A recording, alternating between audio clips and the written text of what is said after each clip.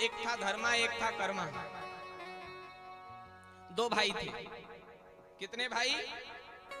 कितने भाई? कितने भाई? मैया बोलो कितने भाई? एक का नाम था धर्मा, एक का नाम था कर्मा। क्या नाम था? धर्मा और कर्मा। धर्मा बेचारा धर्म में रुचि रखता था, पूजा पाठ करता था, भगवान में प्रेम रखता था, लेकिन कर्मा बड़ा उद्दंड था। कोई पूजा पाठ करने के लिए बोल दो तो कहता था ये पाखंडी आ गया, देखो ये पूजा करवाएंगे, जितना इनसे पूजा करवाएंगे उतना किसी को जाके दे देंगे तो उसका कल्याण हो जाएगा।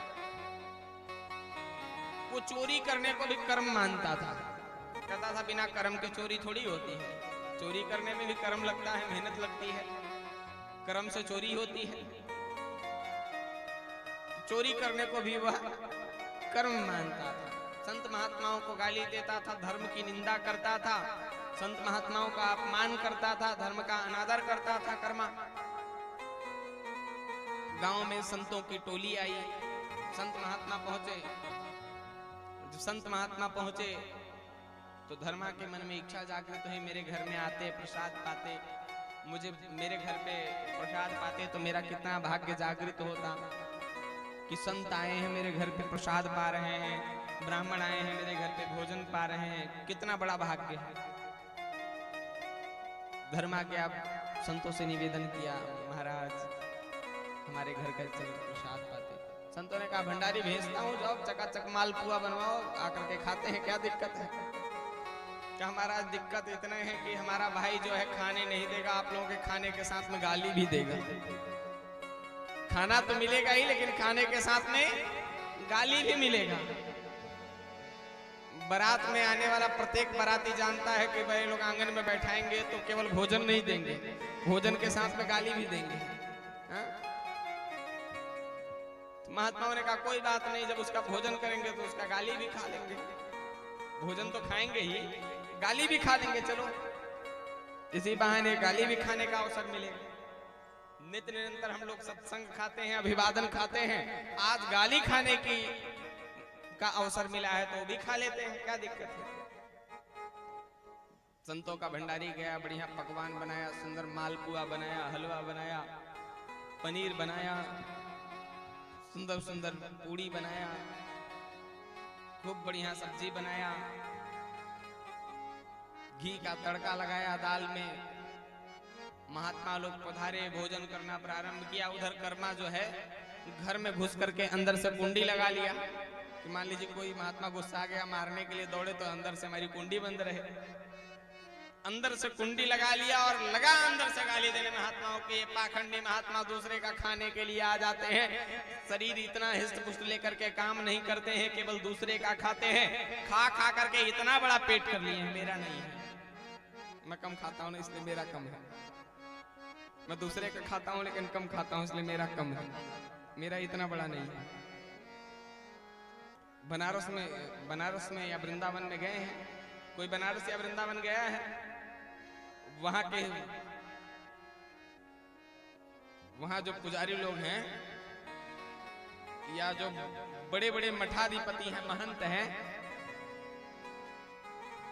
उनके शरीर से ज्यादा उनका फुटबॉल होता है।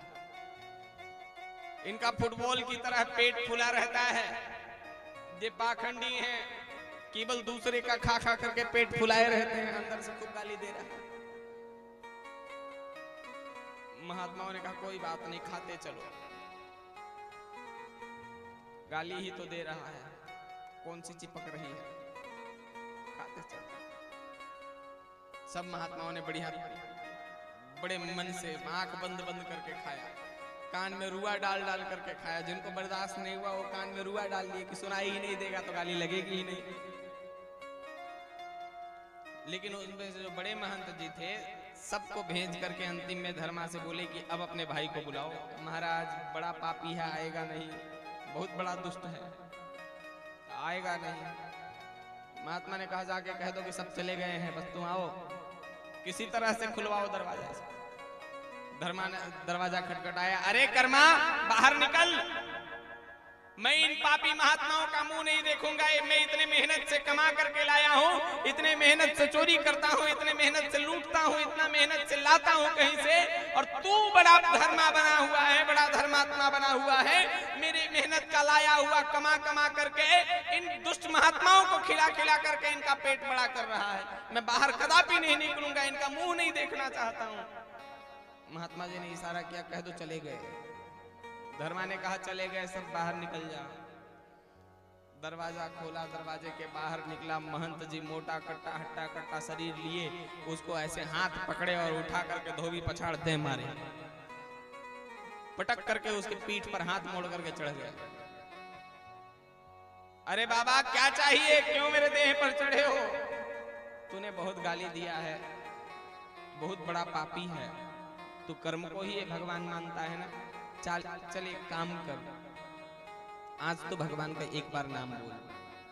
मर जाऊंगा तो मर जाऊंगा, लेकिन मैं आज तक राम नहीं बोला हूं तो नहीं बोलूंगा, नहीं बोला हूं तो नहीं बोलूंगा, भगवान का नाम नहीं लूंगा। महात्मा जी ने शरीर का दम लगाया, अब पेट थोड़ा सा जो किनारे रखे थे उसके देह पर रखा, लाइन पर आ गया। जब प्राण निकलने लगा पेट के बाहर से तो लाइन पर आ गया। कहा अच्छा एक बार भगवान का नाम लूंगा तो छोड़ दोगे ना? महात्मा जी ने कहा एक बार तो भगवान का नाम ले तो छोड़ दूंगा, एक बार से। उसने कहा अच्छा भला राम का नाम लिया प्राण बचे मोरे। एक बार उसने राम कह दिया, अपना प्राण बचा लिया, एक बार राम कह करके प्राण बचा लिया। महात्मा जी ने कहा एक बार तूने राम का नाम लिया है जीवन में, इस राम के नाम को बेचना मत। वो हंस रहा है कि भला बताइए राम का नाम भी कहीं बिकता है क्या? एक बार मैंने राम का नाम लिया है और ये कह रहे हैं बेचना मत। ठीक है बाबा नहीं बेचूंगा, इसका मिलना कितना है? मिलेगा भी तो 2-5 रुपया, इससे ज्यादा क्या मिलेगा? इससे ज्यादा क्या मिल सकता है 2-5 रुपया से ज्यादा एक बार राम का नाम बेचने से? बाबा नहीं बेचूंगा, उतने की जरूरत नहीं, उतना तो मैं चुरा करके ले आऊंगा, उतनी की जरूरत ही नहीं है मुझे। लेकिन कुछ दिनों बाद उसकी मृत्यु हो गई, कर्मा की मृत्यु हो गई। यमराज के पास पहुंचा, चित्रगुप्त ने चिट्ठा खोला, महाराज बड़का पापी आया। कौन आया है? वह बड़का पापी आया है, जीवन भर कांड किया है, जीवन में कुछ अच्छा नहीं किया है। अच्छा क्या किया जाए इसके साथ में? इसको घनघोर नरक में भेजिए। कहां भेजिए? घोर नरक में भेजिए। चित्रगुप्त ने पन्ना पलटा तो देखा एक पन्ने पर राम लिखा था। महाराज ये पापी एक बार भगवान का नाम लिया है। तो उससे पूछा यमराज ने अच्छा तो पुण्य भोगेगा कि पाप भोगेगा? चालाक था। उसने कहा पुण्य थोड़ा है, अगर करके हम स्वर्ग देख करके अगर मैं नरक जाऊंगा तो कम से कम इतना तो धमका सकूंगा मैं दूसरे चोरों को कि मैं स्वर्ग देख करके आया हूं। उसने कहा पहले मैं स्वर्ग देखूंगा, पुण्य भोगूंगा।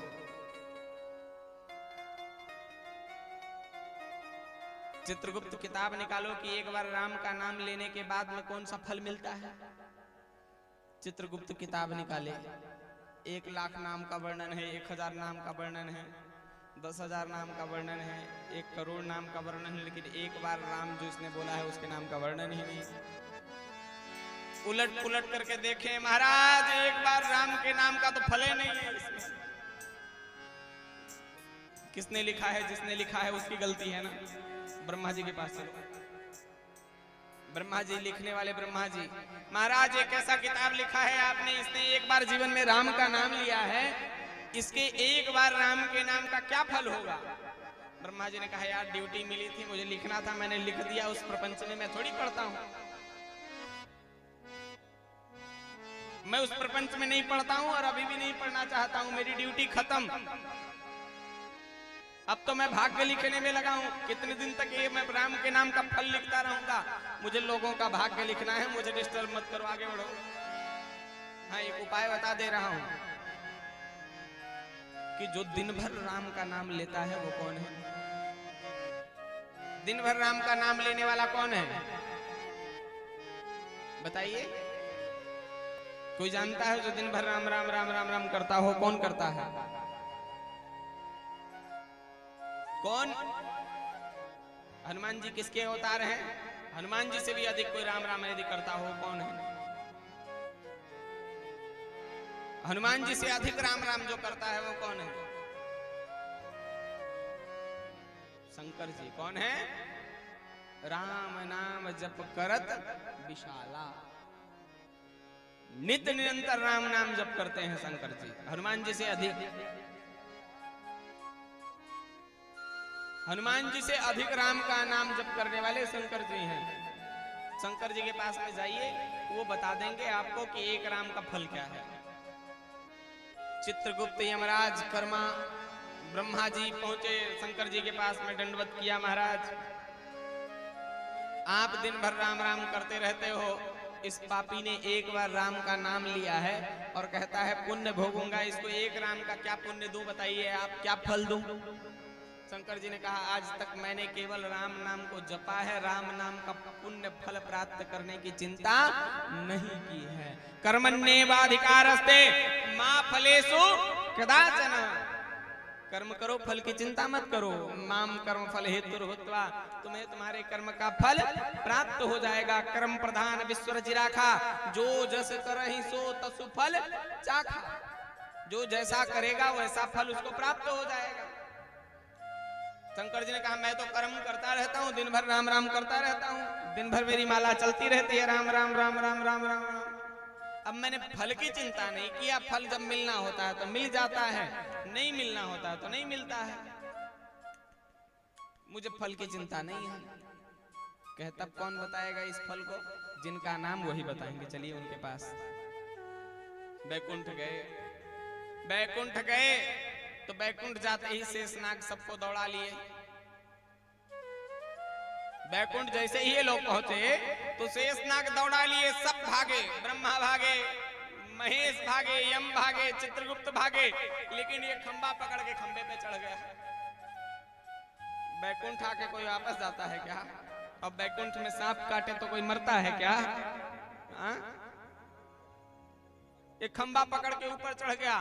अब तो विडंबना, ये बैकुंठ से भाग नहीं रहा है। ब्रह्मा जी भाग गए, ब्रह्मा जी भाग गए, शंकर जी भाग गए, चित्रगुप्त भाग गए, यमराज भाग गए, लेकिन ये नहीं भागा। ये खंबा पकड़ के ऊपर। जब से स्नाग वापस चले गए तो फिर सब खींच रहे हैं। चित्रगुप्त खींच रहे हैं, यमराज खींच रहे हैं, ब्रह्मा जी खींच रहे हैं, शंकर जी खींच रहे हैं, लेकिन इसने इतना कस के पकड़ा है कि कोई खींच नहीं पा रहा। भागे भागे सब विष्णु जी के पास में गए। कहे भगवान एक पापी को लेकर के आए थे, अब लेकर के जाना चाहते हैं तो वो जा नहीं रहा है। क्यों लेकर के आए थे? उसने एक बार राम का नाम जप किया था। ब्रह्मा जी के डायरी में एक राम का फल नहीं लिखा है कि एक राम का क्या फल है। एक बार यदि कोई राम बोलता है तो उसका क्या फल है। तो शंकर जी के पास लेकर के आए। शंकर जी कहते हैं कि मैं दिन भर राम राम करता हूं, लेकिन राम नाम का फल नहीं जानता हूं, नहीं जाने की चेष्टा करता हूं। आपका नाम है प्रभु, आप बताइए कि एक बार आपका नाम जो स्मरण करता है जीवन में, उसको क्या फल मिलता है। विष्णु जी ने कहा अरे तुम लोगों को अब भी समझ में नहीं आया।